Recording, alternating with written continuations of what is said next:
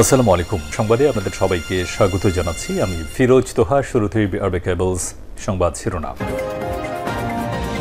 পুরোদমে Iran, Israel এবং নিরীহ ফিলিস্তিনিদের মাঝে ভয়াবহ যুদ্ধ শুরু হয়ে গেছে। আর এরই মাঝে আমাদের হাতে এসেছে যুদ্ধের সবথেকে তাজা আপডেট সংবাদ। প্রথমে জানাবো, ট্রাম্পের নয়া নীতিতে উদ্বিগ্ন নেতানিয়াহু, একঘরে হচ্ছে ইসরায়েল। মার্কিন প্রেসিডেন্টের রাজনীতিতে বহু আলোচিত চরিত্র প্রেসিডেন্ট ডোনাল্ড ট্রাম্প আবারও বিশ্বমঞ্চে নিজস্ব কৌশলগত কাণ্ডজ্ঞান নিয়ে প্রশ্ন এসেছে। তবে তার এবারের প্রত্যাবর্তন আরেকটিও ভিন্ন, আরেকটু সম্প্রতি মধ্যপ্রাচ্য সফরে তিনি সৌদি আরব, সংযুক্ত আরব আমিরাত ও কাতারে গেলেও ইসরায়েল সফর করেনি। এবার বিপদে পড়েছে নেতানিয়াহু।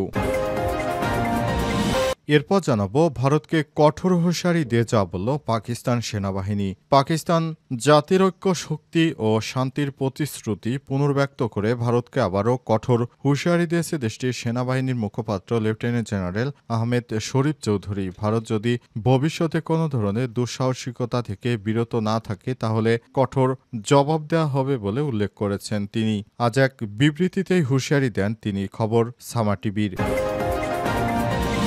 এদিকে ইউক্রেনে সর্ববৃহৎ ড্রোন হামলা রাশিয়ার। ইউক্রেনে এ যাবৎকালে সবথেকে বড় ড্রোন হামলা চালিয়েছে রাশিয়া। আজ রাতভর দেশটির বিভিন্ন শহরকে লক্ষ্য করে ৩৬০টি ড্রোন দিয়ে নিক্ষেপ করেছে রুশ সেনারা। এতে নিহত হয়েছে অন্তত ১২ জন এবং আহত হয়েছে অন্তত ৬০ জন। আর সামাজিক যোগাযোগ মাধ্যম টেলিগ্রাফ পোস্টে এক বার্তায় তথ্য জানিয়েছে ইউক্রেনের স্বরাষ্ট্রমন্ত্রী ইহোর কিলাইমেস্কো। জানাবো, দ্বিতীয় বিশ্বযুদ্ধের পর প্রথমবারের মতো বিদেশে স্থায়ী সেনা মোতায়েন করল জার্মানি। দ্বিতীয় বিশ্বযুদ্ধের পর এই প্রথমবারের মতো জার্মানি অন্য দেশে স্থায়ীভাবে সেনা মোতায়েন করল।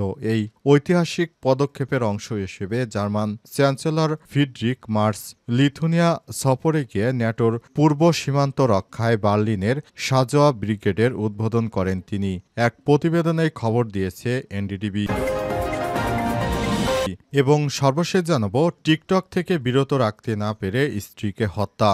নারায়ণগঞ্জের ফতুল্লায় বারবার অনুরোধ করেও টিকটক আসক্ত থাকা স্ত্রীকে টিকটক থেকে বিরত রাখতে না পেরে অবশেষে বাধ্য হয়ে স্বামী স্ত্রীকে শ্বাসরোধ করে হত্যা করেছে। স্বামীর নাম শহীদুল ইসলাম ওরফে শিপন, বয়স ৪০ নামে এক লোক। আজ রাতে রাজধানীর সদরঘাট থেকে শিপনকে অবশেষে গ্রেপ্তার করে প্রাথমিক জিজ্ঞাসাবাদে তিনি police bureau of investigation PBI এ সব তথ্য জানিয়েছেন। তিনি নারায়ণগঞ্জের ফতুল্লার সাইনবোর্ড এলাকায় পিবিআই জেলা কার্যালয় সংবাদ সম্মেলনে পুলিশ সুপার তাকে হাজির করলে এই তথ্য নিশ্চিত করা হয়েছে। প্রিয় দর্শক, এতক্ষণ শুনছিলেন সংবাদ শিরোনাম, এবারে বিস্তারিত।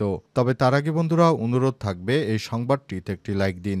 এই চ্যানেলে আপনি নতুন হয়ে থাকলে আমাদের সংবাদটি দেখতে দেখতে চ্যানেলটি সাবস্ক্রাইব করে রাখুন। কমেন্ট করে বন্ধুরা আপনার মূল্যবান মতামত জানিয়ে দিন আপনি বিশ্বের কোন দেশ থেকে বা বাংলাদেশের কোন স্থান থেকে আমাদের সংবাদটি দেখছেন এবং শুনছেন। আর বন্ধুরা, গাজা যুদ্ধে আপনি যদি নিরীহ ফিলিস্তিনিদের ভালোবেসে থাকেন, কমেন্টে ইয়েস লিখে বিশ্ববাসীকে জানিয়ে দিন। সংবাদটি আপনার সোশ্যাল মিডিয়া ফেসবুকে শেয়ার করে বন্ধুদের মাঝেও শেয়ার করে দিন। এবারে বিস্তারিত। ট্রাম্পের নীতিতে উদ্বিগ্ন নেতানিয়াহু, একঘরে হচ্ছে ইসরায়েল। মার্কিন রাজনীতির বহু আলোচিত চরিত্র প্রেসিডেন্ট ডোনাল্ড ট্রাম্প এবারও বিশ্বমঞ্চে নিজস্ব কৌশলগত কাণ্ডজ্ঞানহীন নিয়ে প্রশ্ন এসেছে। তবে তার এবারের প্রত্যাবর্তন আরেকটিও ভিন্ন, আরেকটু ধূসর। সম্প্রতি মধ্যপ্রাচ্য সফরে তিনি সৌদি আরব, সংযুক্ত আরব আমিরাত, কাতার গেলেও ইসরায়েল সফর করেনি। ইসরায়েলকে ট্রাম্পের এই উপেক্ষা নিছক কূটনৈতিক অনুচ্ছার নয়, বরং এক গভীর রাজনৈতিক সংকট তৈরি হয়েছে। ট্রাম্প এর আগেও যেভাবে ইসরায়েল ঘেঁষা পররাষ্ট্র নীতি চালিয়ে গিয়েছিলেন, জেরুজালেমকে দূতাবাস স্থানান্তর, গোলান মালভূমিকে ইসরায়েলি এলাকা হিসেবে স্বীকৃতি দেয়া এবং এসবই ট্রাম্পের এবারের প্রশাসনের সঙ্গে বিস্তর ফারাক তৈরি করেছে। ট্রাম্পের সাম্প্রতিক মধ্যপ্রাচ্য সফরে সৌদি আরব, সংযুক্ত আরব আমিরাত, কাতার সরব উপস্থিতি থাকলেও তালিকা থেকে বাদ পড়েছে দখলদার ইসরায়েল। আর এটি এমনই এক বহুল আলোচিত পদক্ষেপ যা বেশ কিছু রাষ্ট্রীয় উদ্বেগ ও বিশ্লেষণের জন্ম দিয়েছে। ট্রাম্প অবশ্য বলেছেন এটি কোনো অপমান নয়, বরং তার ভাষ্য অনুযায়ী এই সফর ইসরায়েলের জন্য ভালো, কারণ তিনি আরব দেশগুলোর সঙ্গে নতুন স্বাভাবিকীকরণ চুক্তি ফিরে আনার চেষ্টা করছেন। তবে ওয়াশিংটন ভিত্তিক সংবাদ মাধ্যম দ্য আটলান্টিক জানায় ট্রাম্পের এই সফর নীতিগত পরিবর্তনগুলো ইসরায়েলকে কেন্দ্র করে সরিয়ে আনার একটি ইঙ্গিত, আর এটি তেল আবিবকে দারুণভাবে অস্বস্তি সৃষ্টি করেছে। নেতানিয়াহু এবার ফেঁসে যাচ্ছেন, তাকে আর ট্রাম্প প্রশাসন সহায়তা করবে না। ভারতকে কঠোর হুঁশিয়ারি দিয়ে যা বলল পাকিস্তান সেনাবাহিনী। পাকিস্তান জাতির ঐক্য, শক্তি ও শান্তির প্রতিশ্রুতি পুনর্ব্যক্ত করে ভারতকে আবারও কঠোর হুঁশিয়ারি দিয়েছে দেশটির সেনাবাহিনীর মুখপাত্র লেফটেন্যান্ট আহমেদ শরীফ চৌধুরী। তিনি বলেছেন, পাকিস্তান ঐক্যবদ্ধ জাতি। যারা ভারতীয় সন্ত্রাসীরা পাকিস্তানের মসজিদ মাদ্রাসায় হামলা চালিয়েছে তাদেরকে কোনোভাবেই ছাড় দেওয়া হবে না। ভারত যদি ভবিষ্যতে কোনো ধরনের দুঃসাহসিকতা থেকে বিরত না থাকে তাহলে কঠোর জবাব দেওয়া হবে বলে উল্লেখ করেছেন তিনি। আজ এক বিবৃতিতেই হুঁশিয়ারি দিয়েছেন তিনি। পাকিস্তান আইএসপিআর এর ডিজিআরও বলেছেন, ভারত ভেবেছিল তারা আঘাত করবে আর পাকিস্তান চুপ থাকবে, কিন্তু আল্লাহর ইচ্ছায় পুরো জাতি ঐক্যবদ্ধভাবে দাঁড়িয়েছে। পাকিস্তান এক লৌহদৃঢ় প্রাচীরের মতো দাঁড়িয়েছিল এবং ভারতের কৌশলের একের পর এক ত্রুটি উন্মোচন করেছিল। ভেতরের বিভাজন ধারণা নাকচ করে দিয়ে আহমেদ শরীফ চৌধুরী বলেছেন, তারা মনে করেছিল পাকিস্তানের জনগণ ও সেনাবাহিনী বিভক্ত, কিন্তু এটা ভুল ধারণা।